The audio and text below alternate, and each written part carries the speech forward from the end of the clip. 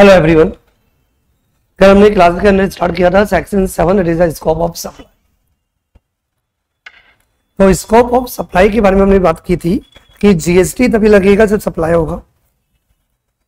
और section 7 subsection 1 ये बताता है कि सप्लाई के लिए देयर आर 3 या 4 बोल सकते हैं। Point number A, double A और बी और C, there are 4 points are there. एक बार रिकॉल कर लेते हैं, फिर उसके बाद अपन आगे कंटिन्यू करें।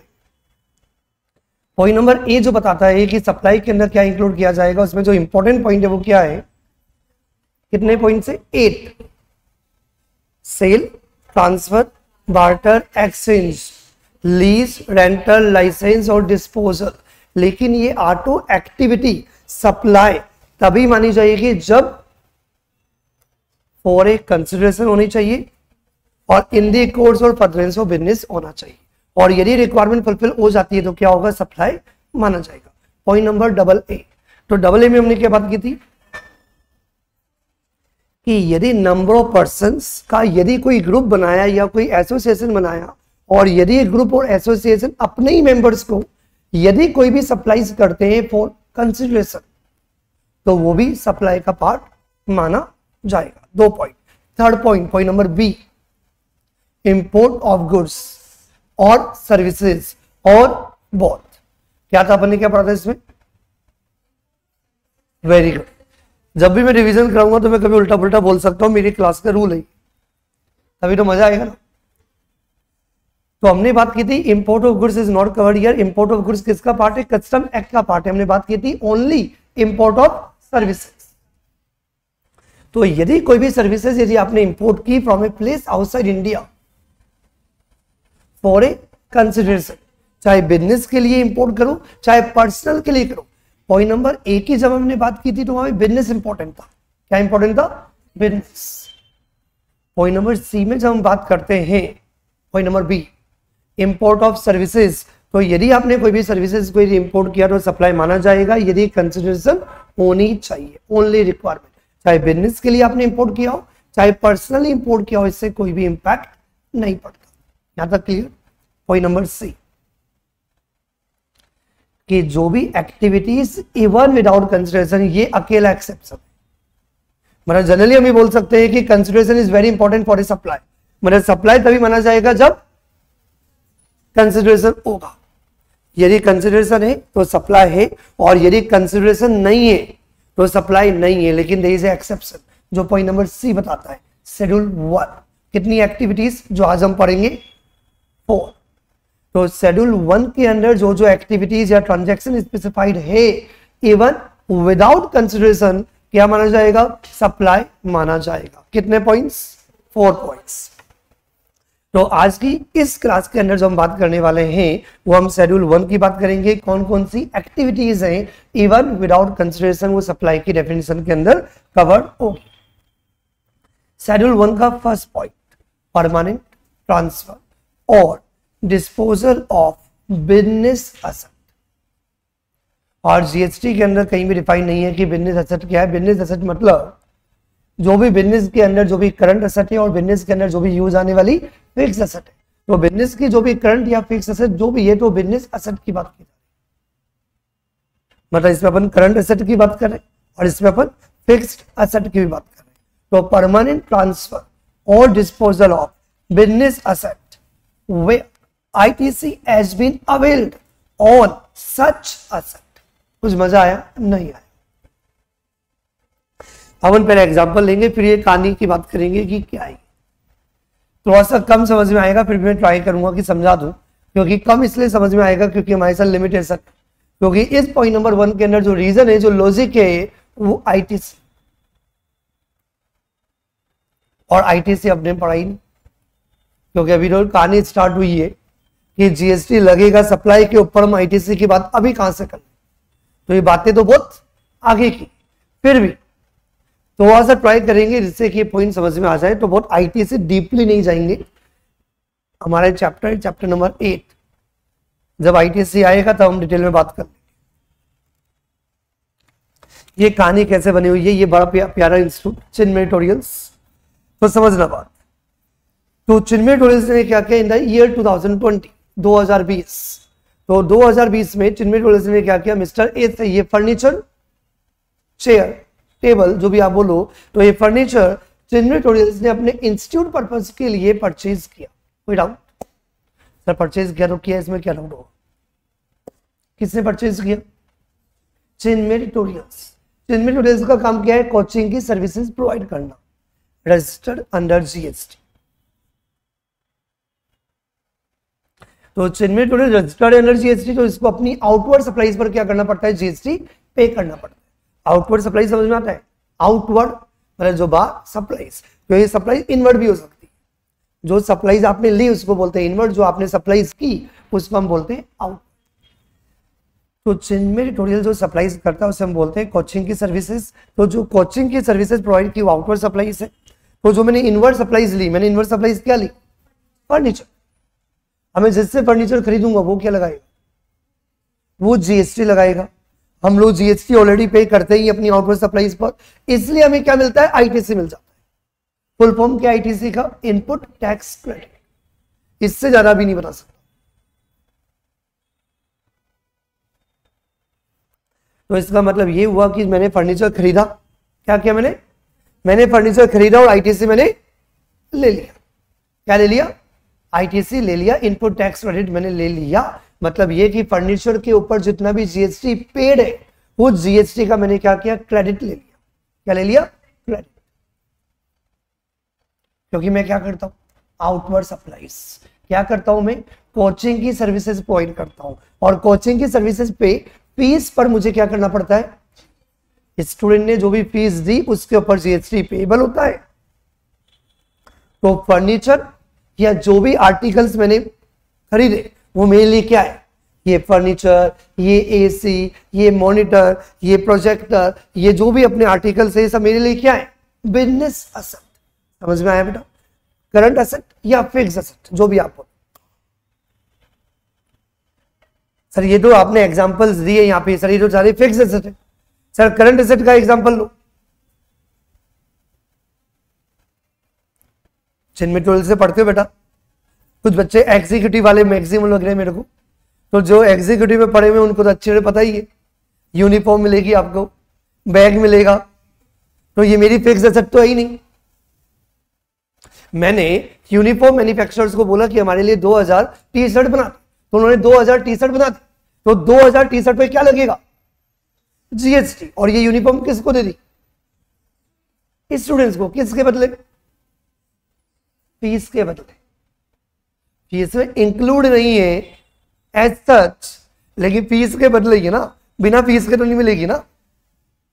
ठीक है, तो बच्चे ने फीस दी, तो फीस के ऊपर एक बार जीएसटी पे किया, तो जो भी यूनिफॉर्म है, जो भी बैग है, आपको पेन भी मिलता है चिन्मय ट्यूटोरियल्स का। तो ये सब क्या है मेरे लिए?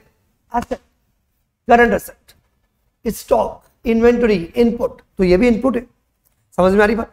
तो ये जो भी मैंने यूनिफॉर्म खरीदी, ये जो भी मैंने रजिस्टर खरीदा, ये जो भी बैग खरीदा, इंस्टीट्यूट के अंदर आने वाले जो भी ये मोबाइल्स हैं, मॉनिटर है, सीपीयू है, कैमकॉर्डर है, प्रोजेक्टर है, एसी है, अम्ब्रेला है, ये समझ में आ रही बात? ये सब क्या है? Business asset. तो जब मैंने ये एक्वायर्ड किया, परचेज किया, तो मैंने क्या किया बेटा? आईटीसी ले लिया जितना जीएसटी लगा हुआ है, क्योंकि मैं अपनी आउटवर्ड सप्लाईज पर क्या करता हूं? जीएसटी पे करता हूं। यहां तक क्लियर है कि नॉर्मल बंदा क्या करेगा? नॉर्मल बंदा क्या करेगा? आउटवर्ड सप्लाईज लेगा। आज मैंने फॉर एग्जांपल ये कैमकॉर्डर खरीदा, बेचने के लिए थोड़ी खरीदा, लेकिन मैं इसको बेच दूं, खरीदूं और बेच दूं, तो गवर्नमेंट का दिमाग खराब हो जाता है। मजे ले लिए इसने, तो एक वर्ड यूज किया हमने, मजे ले लिए। ये मजे ले लिए वर्ड समझ में आया किसी को? तुम्हें समझ में आया क्या? बिल्कुल सही बात, मजा आ गया उसको, बल्ले बल्ले हो गई। तो भैया हमने आईटीसी क्यों दिया था? आज क्या हो, किसी बच्चे को मैंने यूनिफॉर्म दी, उसने फीस दी, मैंने यूनिफॉर्म दी, बच्चा बोले सर फीस रिफंड कर दो। रिफंड होती नहीं है, एग्जाम्पल में फीस रिफंड कर दी, एग्जाम्पल है। समझ में आ रही बात? तो मैंने फीस रिफंड कर दी, तो बच्चा बोलती है कि यूनिफॉर्म मेरी। यूनिफॉर्म किस वजह से दी थी तेरे को? रजिस्टर दिया था, पेन दिया था, कंपाइलर दिया था, तो मोर देन 5000 रुपीज का ही जो है, 5000 का 8000 है इंक्लूडिंग कंपाइलर्स। तो ये जो अमाउंट है किसके बदले है? फीस के बदले है ना। वही भैया आप ये आर्टिकल यूज करते हो, 5-6 साल आप यूज करोगे, इन आर्टिकल को कंज्यूम करोगे, तभी तो आपको क्या मिला, आईटीसी मिला। लेकिन यदि इसने आपने क्या कर दिया, इसको डिस्पोज ऑफ कर दिया, किसी और को दे दिया, इसका मतलब आपने यूज किया ही नहीं, तो फिर आपने आईटीसी कैसे लिया? अब समझ में आया कि नहीं आया? तो इसलिए गवर्नमेंट ने एक लॉजिक दिया, ये आईटीसी वाले चैप्टर में भी आपको समझ में आएगा, तो आईटीसी में ज्यादा अच्छी तरह आएगा। अभी फिलहाल ये समझ जो इंपॉर्टेंट है, क्योंकि अभी हमारा टारगेट बहुत छोटा सा है, सप्लाई की डेफिनेशन के अंदर क्या इंक्लूड किया जाएगा। अभी तक हमने बात की थी कंसिडरेशन कंसिडरेशन कंसिडरेशन, तो अब यहाँ पे क्या दिया हुआ है, यदि मैंने कोई बिजनेस एसेट, अब बिजनेस एसेट आपको क्लियर हो गया होगा, तो जो भी आपने एसेट परचेज की जो बिजनेस के अंदर यूज आ रही है, यदि एसेट मैं बिना किसी कंसिडरेशन के यदि किसी पर्सन को क्या करता हूं, ट्रांसफर कर देता हूं, डिस्पोज ऑफ कर देता हूं, इवन विदाउट कंसिडरेशन, तो भी सप्लाई माना जाएगा। कंडीशन क्या है, यदि उन बिजनेस एसेट पर यदि मैंने क्या ले लिया हो, आईटीसी ले लिया हो, क्या ले लिया हो। तो अपन जाते हैं चिन्मय ट्यूटोरियल से बात करते हैं वापस से। चिन्मय ट्यूटोरियल्स ने क्या किया, फर्नीचर परचेज किया, फर्नीचर पर 2020 में जब खरीदा, इमीडिएटली आईटीसी अवेल्ड कर लिया, यहां तक क्लियर। अब 2022 आफ्टर 2 years चिन्मय ट्यूटोरियल्स ने क्या किया, ये जो फर्नीचर है, वॉट एवर द रीजंस, हमारा तो बिल्कुल जेन्युइन रीजन है, क्या हुआ, ये फर्नीचर हमें लगा कि बेकार हो गया, क्योंकि कोविड की वजह से इंस्टीट्यूट फेमस हो गया, ऑनलाइन क्लासेस जारी, तो हमें लगा ऑनलाइन जा रही है तो थोड़ा सा फर्नीचर बढ़िया करते, थोड़ा सा फर्नीचर और इंप्रूव करते, क्या करते, फर्नीचर को इंप्रूव करते, तो पुराना फर्नीचर हटाओ। समझ में आ रही बात? तो हमने क्या किया, किसी को बेचेंगे, कोई 200 रुपए देगा, चिन्मय ट्यूटोरियल्स वर्ल्ड फेमस इंस्टीट्यूट, अल्लाह का दिया हुआ सब कुछ है, खाली हाथ आए थे, खाली हाथ जाएंगे, क्या लेके जा पाया है? ये कर्म ही तो है जो इंसान अपने साथ लेके जा पाएगा।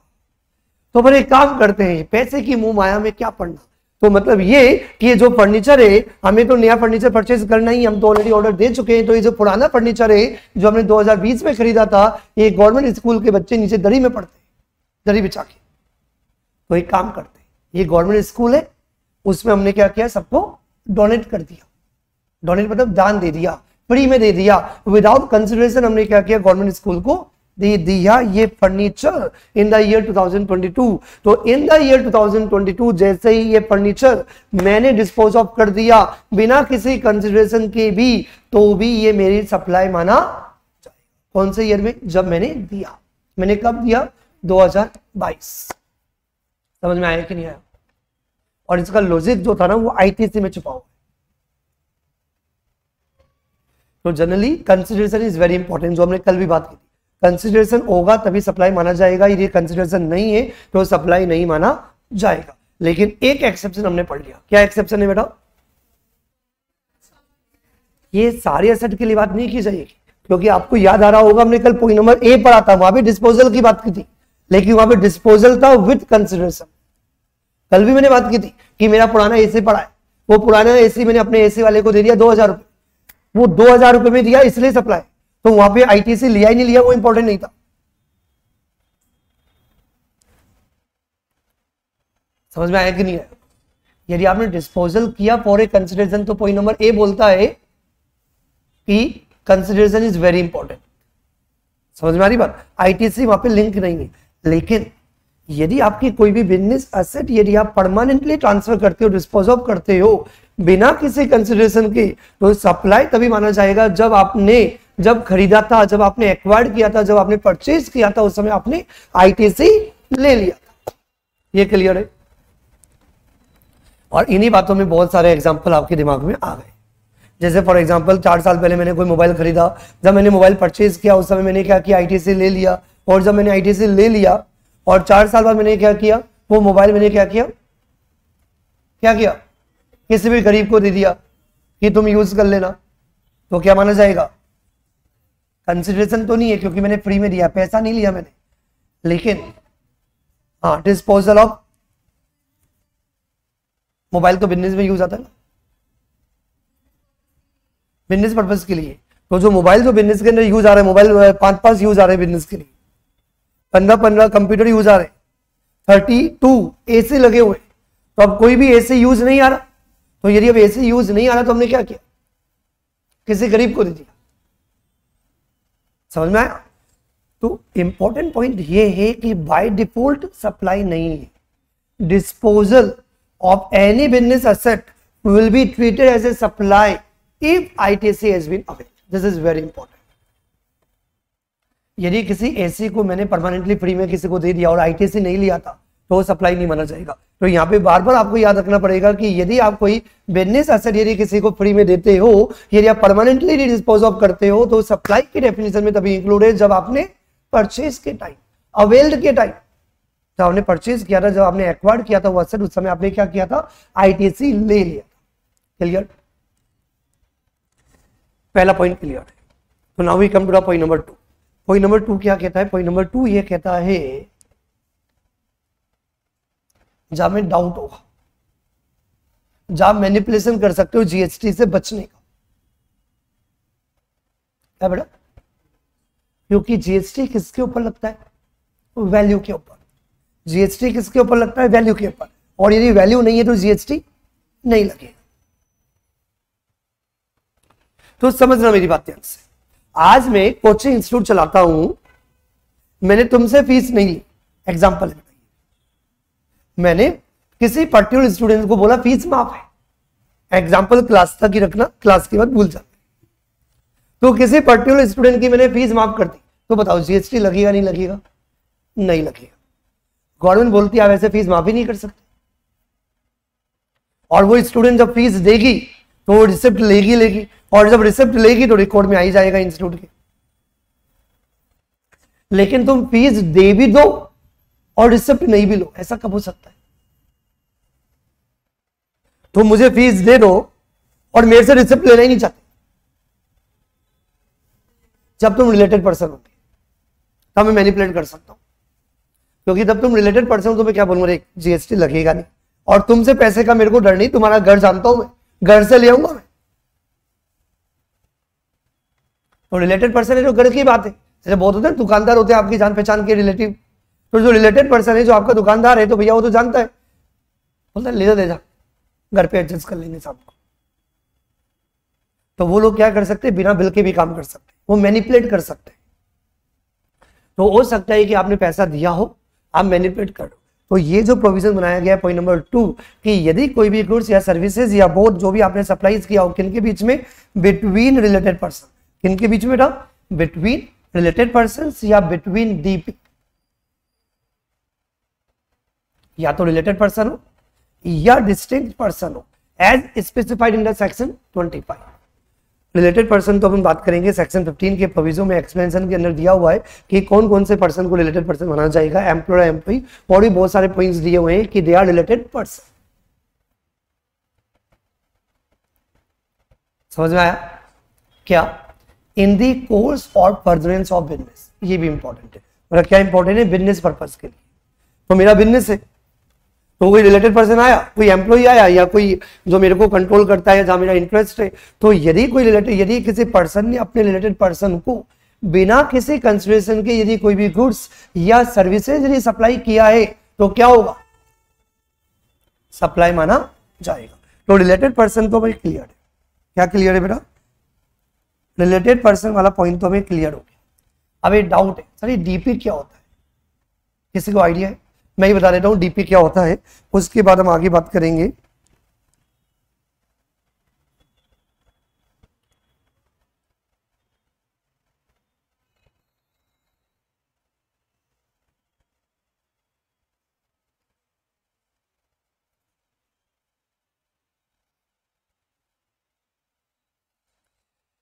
डिस्टिंक्ट पर्सन,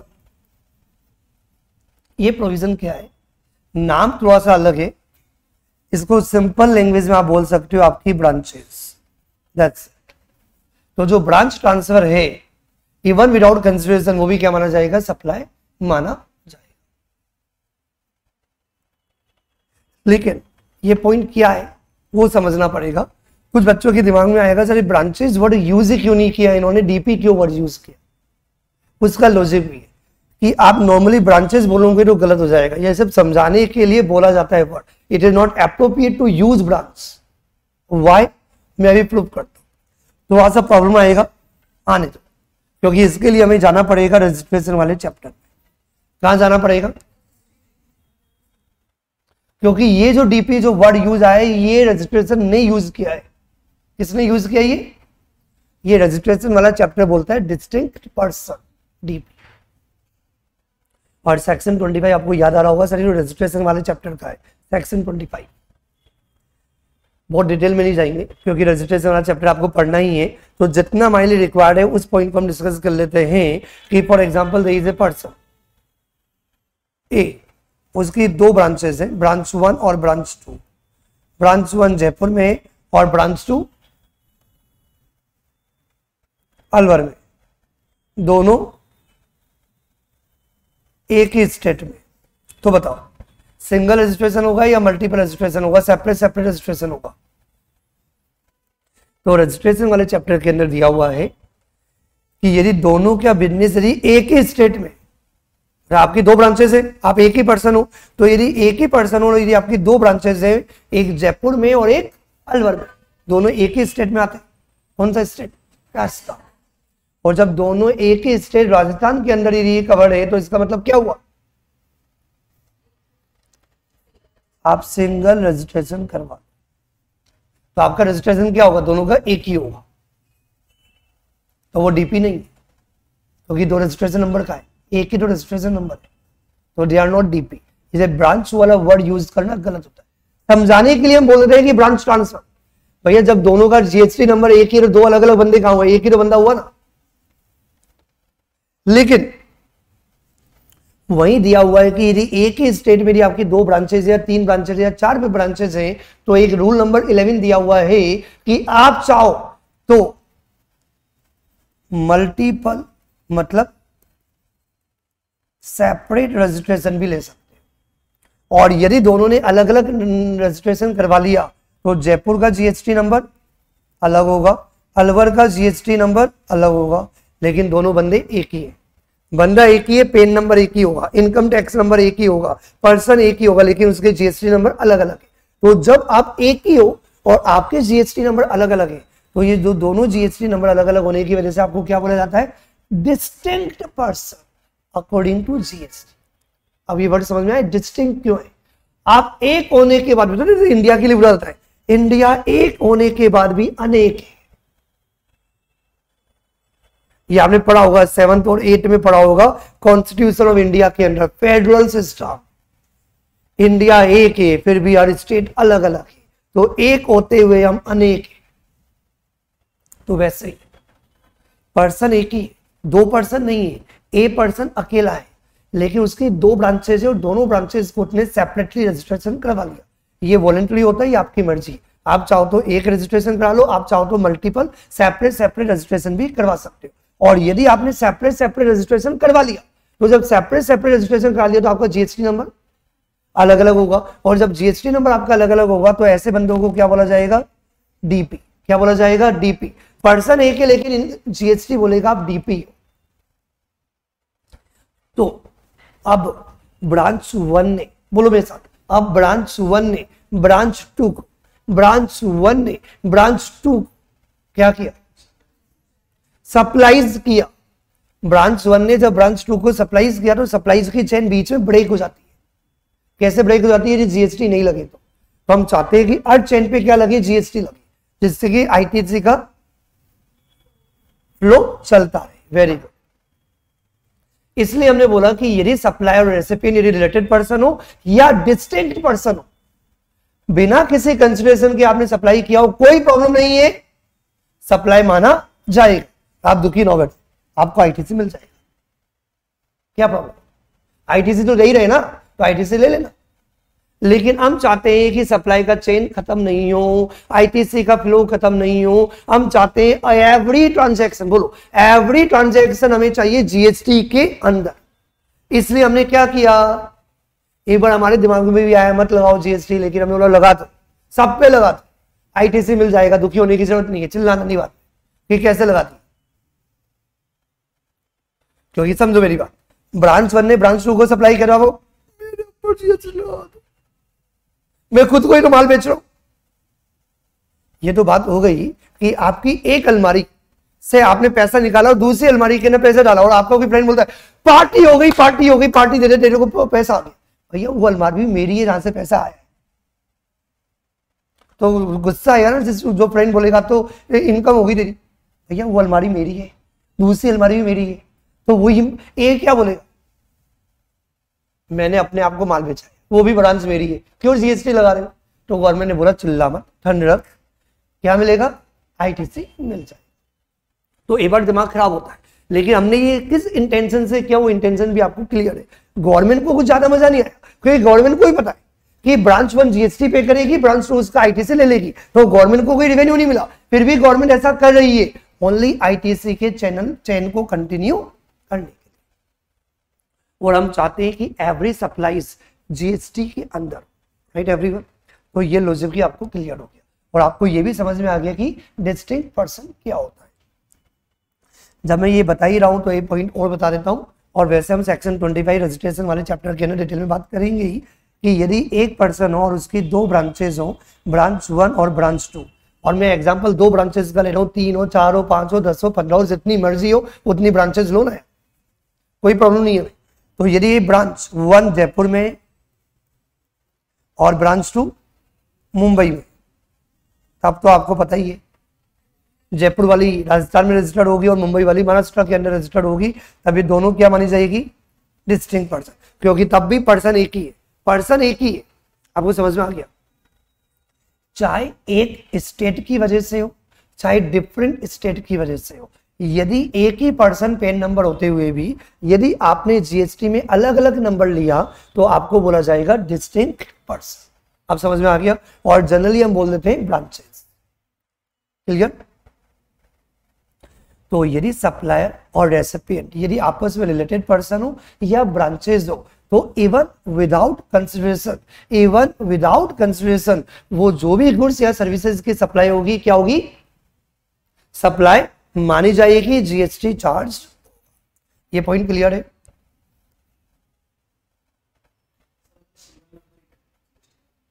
यदि जीएसटी का एक ही नंबर है तब तो 2 बंदे ही नहीं है। 2 बंदे कहां है भैया? इसलिए जानबूझ के मैंने ये समझाया, क्योंकि जनरली हमने बहुत बार क्या पढ़ लेते हैं, ब्रांच बोल देते हैं, तो ब्रांच बोलना गलत हो गया। जैसे कि मैं एक एग्जांपल और दे देता हूं जिसकी वजह से मैंने समझाया था कि ए की 2 ब्रांच है, ब्रांच 1 और ब्रांच 2, और इन्होंने क्या किया है? सिंगल रजिस्ट्रेशन कराया। रीजन, दोनों एक ही स्टेट में, तो एक स्टेट में चाहते तो मल्टीपल भी करा सकते थे, लेकिन इसने ऑप्ट किया। ऑप्ट करना पड़ता है, आपकी मर्जी कि आप चाहो तो मल्टीपल करा लो, आप चाहो तो सिंगल करा लो, और इसने क्या किया? दोनों का सिंगल रजिस्ट्रेशन करा लिया। और जब सिंगल रजिस्ट्रेशन कराया तो जीएसटी नंबर एक ही होगा। जब जीएसटी नंबर एक ही होगा तो अंदर से क्या आवाज आ रही है? सप्लाई वाली बात ही नहीं, तब सप्लाई नहीं है। क्यों? क्योंकि ये डीपी नहीं है, ये 2% ही नहीं। जीएसटी भी इनको 2% नहीं मानता। वो जीएसटी बोलता है कि हम 2% तब मानते हैं जब आपके 2 जीएसटी नंबर। तो लॉजिक क्लियर हो गया बेटा? इसलिए मैंने एक वर्ड बोल दिया था बातों ही बातों में कि जनरली ब्रांचेस बोलना गलत है। मैं भी बहुत जगह आपको ब्रांच बोलूंगा जनरली, लेकिन जब टेक्निकली होगा तो ब्रांच वर्ड लो ने यूज नहीं किया। और क्यों यूज नहीं किया अब आपको समझ में आ गया।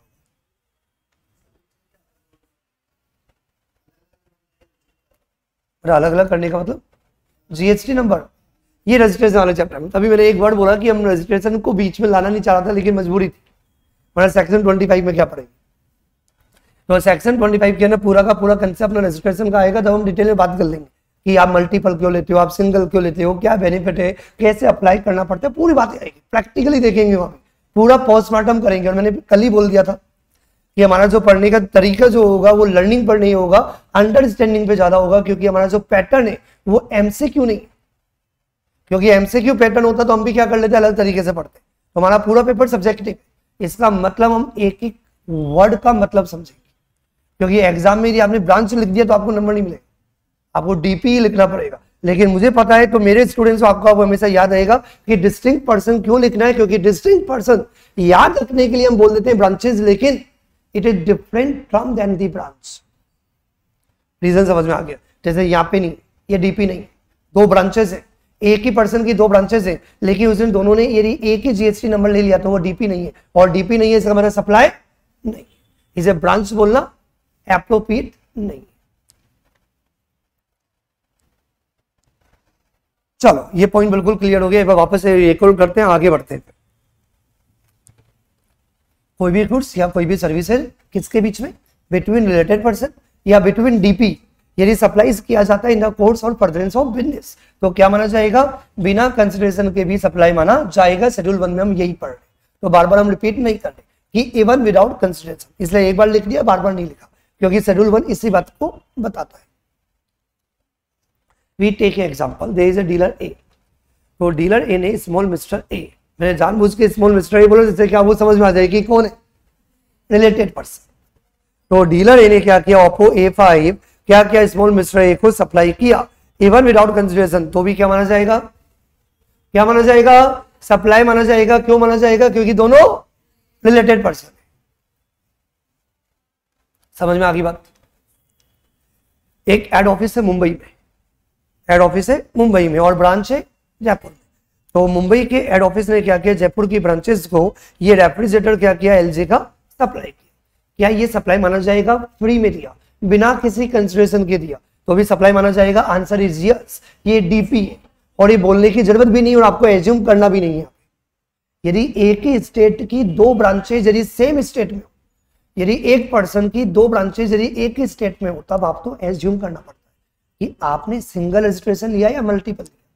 जब अलग अलग स्टेट है तो इंप्लाइड है, मुंबई वाला मुंबई में रजिस्टर्ड है, जयपुर वाला जयपुर में रजिस्टर्ड है, तो दोनों के अलग अलग जीएसटी नंबर है, तो दोनों क्या हो गए, डीपी। तो क्वेश्चन आपको बोलेगा नहीं बेटा, क्वेश्चन आपको बोलेगा नहीं, आपको इंप्लाइड समझना पड़ेगा कि मुंबई वाला मुंबई में रजिस्टर्ड है, जयपुर वाला जयपुर में रजिस्टर्ड है, तो दोनों क्या हो गए, डीपी। और जब डिस्टिंक्ट पर्सन के बीच में कोई भी गुड्स या सर्विसेज का सप्लाई किया जाएगा इवन विदाउट कंसिडरेशन, तो भी क्या माना जाएगा, सप्लाई माना जाएगा। और मुझे लगता है पॉइंट नंबर बी अच्छी तरह आपको क्लियर हो गया, समझ में आ गया, वेरी गुड। एम्प्लॉयर और एम्प्लॉई क्या होते हैं,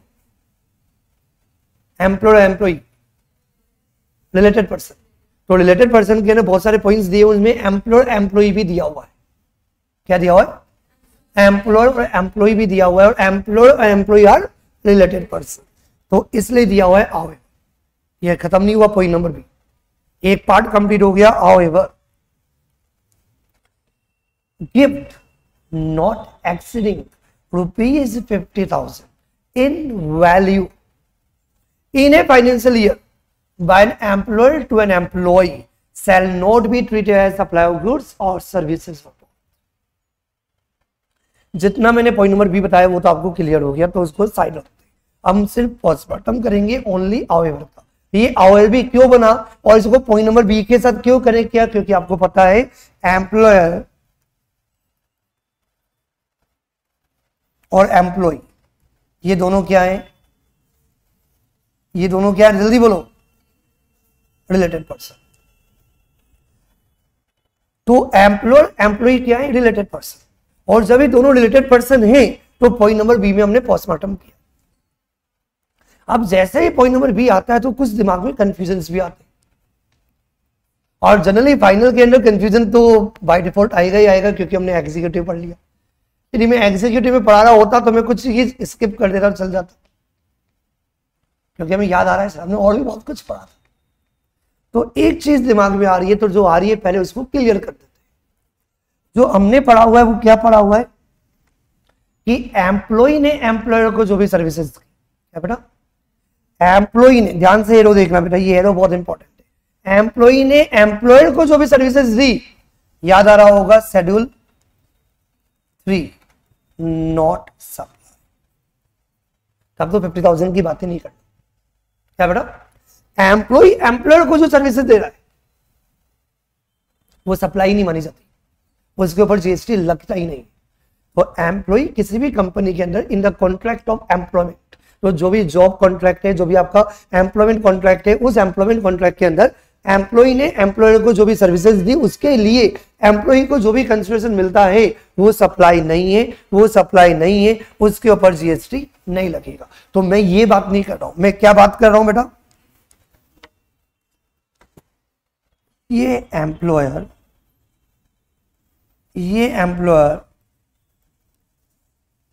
और ये एम्प्लॉय, ये एम्प्लॉयर और ये एम्प्लॉय क्या है? दोनों रिलेटेड पर्सन। क्या है बेटा? आवाज नहीं आ रही? Related person. वेरी, तो कहानी तभी स्टार्ट होगी रिलेटेड पर्सन, और रिलेटेड पर्सन प्रूव नहीं करना पड़ता। ये रिलेटेड पर्सन की डेफिनेशन में दिया हुआ है कि employer and employee are considered related person. पहला पॉइंट। दूसरी बात, तो एम्प्लॉयर ने एम्प्लॉई को कोई गिफ्ट दिया। अब गिफ्ट का मतलब क्या होता है ये आपको समझना पड़ेगा। अब गिफ्ट बताऊं उससे पहले आपने सैलरी वाला चैप्टर पढ़ा होगा एग्जीक्यूटिव के अंदर, तो मैं याद नहीं है, पढ़ाने वाला भी नहीं हूं, तो टेंशन भी ना लो। तो बच्चा बोले सर एग्जीक्यूटिव की इनकम टैक्स की बात मत करना, बिल्कुल याद नहीं, तो मैं पढ़ाना ही है, तो टेंशन नहीं लेने का, कॉमन सेंस लगाने का यदि है तो सैलरी वाले चैप्टर को याद नहीं, लेकिन ये याद आ रहा होगा सर एम्प्लॉयर बहुत सारे परक्विजिट देता है, परक्विजिट बहुत सारी चीजें देता है, motor car facility, rent free accommodation, allowances, lot lot पूरा नहीं पढ़ाना, पढ़ाता नहीं पढ़ाता। तो सुनो मेरी बात ध्यान से, मैंने तुम्हें बोला कि मैं तुम्हें मोटर कार दूंगा और ये मैंने कॉन्ट्रैक्ट के अंदर लिख दिया, ये गिफ्ट है क्या? ये गिफ्ट थोड़ी होता है। गिफ्ट क्या होता है? जो कॉन्ट्रैक्ट में नहीं है। मैंने तुम्हें पहले से बोल दिया कि मैं तुम्हें क्या करूंगा, 5 लाख की कार दूंगा, 2 लाख का कंप्यूटर दूंगा, 3 लाख का मोबाइल दूंगा, ये दूंगा, वो तो कॉन्ट्रैक्ट ऑफ एम्प्लॉयमेंट है, तो वो तो हमने पहले ही पढ़ लिया कि वो सप्लाई। इसे मैं जानबूझ के क्लियर करूं, पूरा पोस्टमार्टम करूंगा। जो हम पॉइंट पढ़ेंगे हम आगे तभी बढ़ेंगे जब उसका पूरा पोस्टमार्टम होगा, हम सीआईडी से कम नहीं, क्योंकि अपना जो पेपर होगा सब्जेक्टिव होगा, तो अंडरस्टैंडिंग इज ऑलवेज रिक्वायर्ड। तो इसलिए मैंने पहले ही क्लियर कर दिया कि एम्प्लॉय ने एम्प्लॉयर को जो दिया तो वो तो सप्लाई नहीं है, और उसे कॉन्ट्रैक्ट ऑफ एम्प्लॉयमेंट में जो परक्विजिट दिए जा रहे हैं वो भी यहां पे कवर्ड नहीं है। किसकी बात बोल रहा हूं मैं कि गिफ्ट का मतलब क्या होता है? गिफ्ट का मतलब क्या होता है?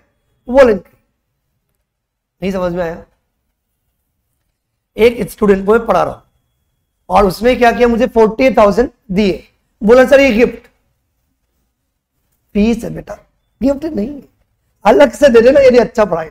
वो गिफ्ट हुआ, वॉलंटरी हुआ, वो आपको लगा कि अच्छा किया तो दे देना, बेकार लगे तो मत दे, तो गिफ्ट।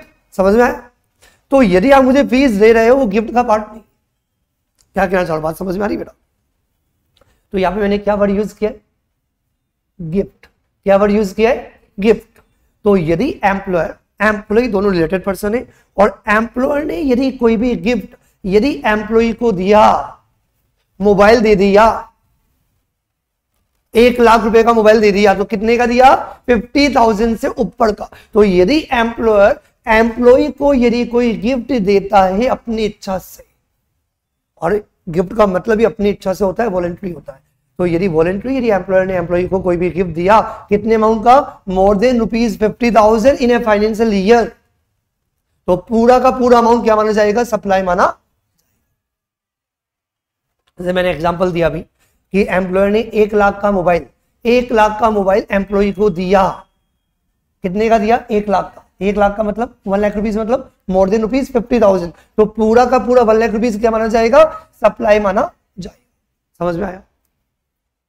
और यदि एम्प्लॉयर ने एम्प्लॉय को, एम्प्लॉइज वर्ड नहीं है, एम्प्लॉय वर्ड है, इंडिविजुअली देखना है, तो यदि एम्प्लॉयर ने किसी इंडिविजुअल को, एम्प्लॉय को 4,000 का कोई गिफ्ट दे दिया, 7,000 का कोई गिफ्ट दे दिया, 20,000 का कोई गिफ्ट दे दिया, तो यदि एम्प्लॉयर के द्वारा यदि एम्प्लॉय को 50,000 रुपीज तक के कोई भी गिफ्ट दिए जाते हैं, उसके ऊपर के गिफ्ट नहीं दिए पूरे फाइनेंशियल ईयर में। और फाइनेंशियल ईयर क्या होता है? 1 अप्रैल से लेके 31 मार्च, not calendar year. Calendar year की बात नहीं कर रहा हूं। तो 1 अप्रैल से लेके 31 मार्च में यदि एम्प्लॉयर ने एम्प्लॉय को 50,000 से ऊपर का, कितने का बेटा? मोर देन ₹50,000 का यदि कोई भी गिफ्ट दिया, तो पूरा का पूरा अमाउंट क्या माना जाएगा? सप्लाई माना जाएगा। बेटा अब बताओ, कोई डाउट? तुम कुछ पूछ रही थी, क्लियर है? वेरी गुड, ये समझ में आ गया, क्लोज। तो इसमें जो जो कंफ्यूजन था वो क्लियर कर दिया। वैसे ये जो पॉइंट था जो मैंने लिखा है ये यहाँ पे कवर्ड नहीं है, ये कहीं लिखा हुआ भी नहीं मिलेगा, ये शेड्यूल 1 में नहीं दिया हुआ है, ये एक्चुअली दिमाग में आता है, इसे मैं हर क्लास से पहले ही क्लेरिफाई कर देता हूँ क्योंकि ये आगे पढ़ेंगे शेड्यूल 3 के अंदर। तो वहां पे क्या मना किया गया है, एम्प्लॉय टू एम्प्लॉय। तो आप फ्यूचर में कभी कंफ्यूज नहीं होंगे, जब हम शेड्यूल 3 पढ़ेंगे तो आपको क्लियरिटी रहेगी कि एम्प्लॉय ने एम्प्लॉयर को जो भी क्या किया, सर्विसेज दी, जो भी काम किया, जो भी वर्किंग किया, तो वो सप्लाई नहीं है क्योंकि वो सभी सप्लाई माना ही नहीं जाता, in the contract of employment है, तो वो एम्प्लॉयमेंट कॉन्ट्रैक्ट है। और इसी के साथ मैंने कनेक्ट कर दिया कि एम्प्लॉयमेंट कॉन्ट्रैक्ट में यदि कोई परक्विजिट दिया जा रहा है तो वो भी गिफ्ट नहीं। क्लियर है ये बात भी समझ में आई? तो इसका मतलब क्या हुआ, एम्प्लॉयर ने कोई गिफ्ट दिया 50,000 रुपीज से ऊपर का किसी पर्टिकुलर एम्प्लॉय को पूरे फाइनेंशियल ईयर में, तो पूरा का पूरा अमाउंट क्या माना जाएगा, गिफ्ट माना जाए, मतलब सप्लाई माना जाएगा। और यदि 50,000 रुपीज तक का गिफ्ट दिया तो बिल्कुल भी सप्लाई नहीं। तो इसलिए हमने क्या किया, हाउएवर करके लिखा। क्लियर है?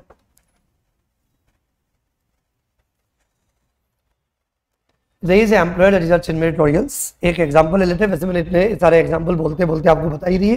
तो employer meritorials, employ mister A, employer ने meritorial से अपने किसी एम्प्लॉय को बहुत अच्छा काम किया तो खुश होके, not in the contract of employment, अपनी इच्छा से क्या किया, ये प्यारा सा एप्पल आईफोन, तो ये आईफोन 90,000 रुपीज का क्या किया, एम्प्लॉय को क्या किया, गिफ्ट के फॉर्म में दे दिया। तो कितना अमाउंट सप्लाई माना जाएगा, 98,000 माइनस 50,000।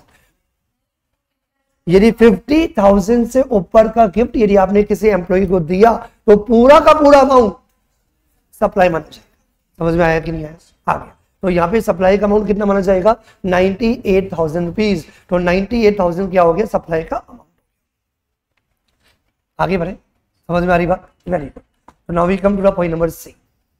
पॉइंट नंबर सी में अगेन एक चैनल बनाने के लिए, चेन बनाने के लिए हमने कवर कर लिया क्या, यदि कोई प्रिंसिपल अपने किसी एजेंट को माल देता है तो क्या एजेंट को माल बेचा है आपने?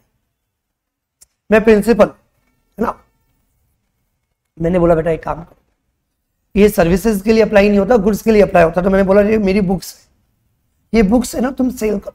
आरसीडी की हमने बहुत अच्छी कलरफुल बुक बनाई, तो इसको क्या करो, सेल करो, 100 रुपए पर बुक तुम्हारा। तो मैंने बोला ये लो 10 बुक। तो तुम्हें बेची क्या मैंने 10 बुक? नहीं दी, तुम आगे बेचोगी, मैं तो तुम्हें आगे बेचने के लिए दे रहा हूं। समझ में आ रही बात? तो समझ, सेल अभी नहीं हो रही है, सेल कब होगी, जब ये एजेंट आगे बेचेगा।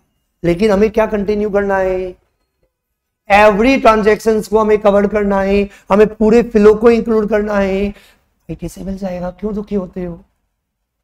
समझ में आया कि नहीं आया? तो इसका मतलब यदि प्रिंसिपल एजेंट को कोई गुड्स फर्दर सप्लाई करने के लिए दे रहा है या एजेंट के भी आप पे कोई गुड्स रिसीव करके हमारे पास आया, ये दोनों की दोनों क्या मानी जाएगी, सप्लाई मानी जाएगी, आईटीसी मिल जाएगा, कोई problem, even without consideration, even without consideration. समझ में आ रही बात? प्रिंसिपल ने एजेंट को जो भी गुड्स, ये सर्विसेज के लिए एप्लीकेबल नहीं है। Point number 3 is not applicable for services, it is applicable only for goods. तो प्रिंसिपल ने एजेंट को कोई भी गुड सप्लाई किया या एजेंट के भी आप पे कोई भी सप्लाईज ली, तो ये दोनों की दोनों क्या मानी जाएगी, ये सप्लाई की डेफिनेशन के अंदर कवर्ड है, इवन विदाउट कंसिडरेशन। तो पॉइंट नंबर 3 में ज्यादा समझाने का नहीं है, पॉइंट नंबर 4 समझाने का, इसको भी जल्दी से वाइंड अप कर देते हैं। पॉइंट नंबर 4 क्या कहता है, आप कंफ्यूज्ड होंगे कल वाली क्लास से, उसको भी मैं क्लेरिफाई करूंगा, क्योंकि अगेन पॉइंट नंबर 4 जो हम बात करने वाले ना बेटा, इंपोर्ट ऑफ सर्विसेज की बात कर। अब तुम्हारा दिमाग खराब होगा, सर आपने बोला था ना इंपोर्ट ऑफ सर्विसेज, तो क्या है, तभी सप्लाई मानी जाएगी जब कंसिडरेशन होगा। यदि कंसिडरेशन नहीं है तो सुनो, यदि कोई भी सर्विसेज आपने इंपोर्ट की, यदि कंसिडरेशन इन्वॉल्व है ना, तो always supply according to section 7 subsection 1। Import of services क्या बेटा, import of services even without consideration भी सप्लाई होगा। यदि ऐसा हुआ तो क्या बोला मैंने, यदि ऐसा ऐसा हुआ तो। और इंपोर्ट ऑफ सर्विसेज का मतलब क्या हुआ, आपने सर्विसेज कहां से इंपोर्ट की, from a place outside India. ये समझ में आ रही है बात। तो यदि कोई भी सर्विसेज यदि आप इंपोर्ट करते हो इवन विदाउट कंसिडरेशन, तब क्या करें, सोच रहा हूं, बना रहा हूं, तो ये पॉइंट ऐड कर दो जो हमारा स्टाइल। क्या होने चाहिए, रिलेटेड पर्सन। क्या होने चाहिए, रिलेटेड पर्सन या डीपी। लेकिन डीपी यूज नहीं कर सकता। बोलो रीजन दे सकता है तुम में से कोई कि डीपी वर्ड क्यों यूज नहीं कर, डीपी वाला वर्ड। यस, बिल्कुल सही बात, बिल्कुल सही लॉजिक कि यदि मैं सर्विसेज इंपोर्ट कर रहा हूं बाहर से, मतलब आउटसाइड इंडिया से, आउटसाइड इंडिया वाला जो बंदा है यदि वो मेरी ब्रांच भी है तो डीपी नहीं है, क्योंकि वो जीएसटी में रजिस्टर्ड थोड़ी होगा अमेरिका के, क्योंकि जीएसटी का कंसेप्ट इंडिया में। तो ए मेरी ब्रांच, ए मेरी एस्टेब्लिशमेंट, लेकिन DP word is not use, क्योंकि डीपी यूज किया जाता है from the point of view of GST registration number. समझ में आ गई बात। तो यहां पे हम ब्रांचेस की बात कर रहे हैं, लेकिन डीपी वर्ड यूज नहीं करेंगे। समझ में आ गई बात। तो यदि आपने कोई भी सर्विसेज यदि इंपोर्ट की from a place outside India, दोनों क्या होने चाहिए, या तो रिलेटेड पर्सन होने चाहिए या ब्रांचेस। क्या होने चाहिए, ब्रांच, मतलब आपकी कोई भी एस्टेब्लिशमेंट इंडिया के बाहर हो, डीपी वर्ड यूज नहीं करेंगे। क्लियर। लेकिन एक और इंपॉर्टेंट बात आएगी, that is in the course और फर्दरेंस ऑफ, हाँ वहां पे मैंडेटरी है, वहां का जीएसटी होगा या वहां का जो भी लो होगा, इंडिया का जीएसटी रजिस्ट्रेशन नंबर थोड़ी होगा। आज आप अमेरिका के अंदर हो तो अमेरिका का बंदे को थोड़ी बोला जाएगा कि जीएसटी के अंदर रजिस्ट्रेशन कराओ। जब कंसिडरेशन है तो फिर आप रिलेटेड हो या नहीं हो उससे क्या मतलब है, जब कंसिडरेशन होगी तो सारे पाप। तभी मैंने क्या बोला, ऐसे याद करना है। यदि सर्विसेज इंपोर्ट की तो सबसे पहले क्या देखो, सर्विसेज इंपोर्ट करते ही दो बातें देखो, कंसिडरेशन है या नहीं। यदि कंसिडरेशन है तो ऑलवेज, ऐसे बोलो ऑलवेज, ऑलवेज सप्लाई। यदि कंसिडरेशन इन्वॉल्व नहीं है तो सप्लाई तभी माना जाएगा। बोलो सप्लाई तभी माना जाएगा, वो रिलेटेड पर्सन हो या ब्रांचेस हो, and as well as in the course और फर्दरेंस ऑफ बिजनेस हो। आपको याद आ रहा होगा जो हमने कंसिडरेशन की बात की थी, तब मैंने क्लियरली बोला था कि बिजनेस पर्पस भी हो सकता है, पर्सनल पर्पस भी हो सकता है। लेकिन यहां पे जब कंसिडरेशन इन्वॉल्व नहीं हुआ, आपने सर्विसेज को इंपोर्ट किया, तो वो सर्विसेज का इंपोर्ट सप्लाई की डेफिनेशन के अंदर तभी कवर्ड होगा जब between related person, between branches and in the course और फर्दरेंस ऑफ बिजनेस। ये हमारा इंडिया है, ये क्या है, अमेरिका। तो हमने क्या किया, ये टीसीएस कंपनी, नाम सुना होगा टीसीएस दिल्ली, इसकी ब्रांच है कहां पे, अमेरिका में। तो ये जो टीसीएस दिल्ली है, इसने अपनी ब्रांच अमेरिका से क्या किया बेटा, कोई भी सर्विसेज को इंपोर्ट किया without consideration but in the course और फर्दरेंस ऑफ बिजनेस। तो क्या होगा, ये सप्लाई माना जाएगा। समझ में आ गई बात।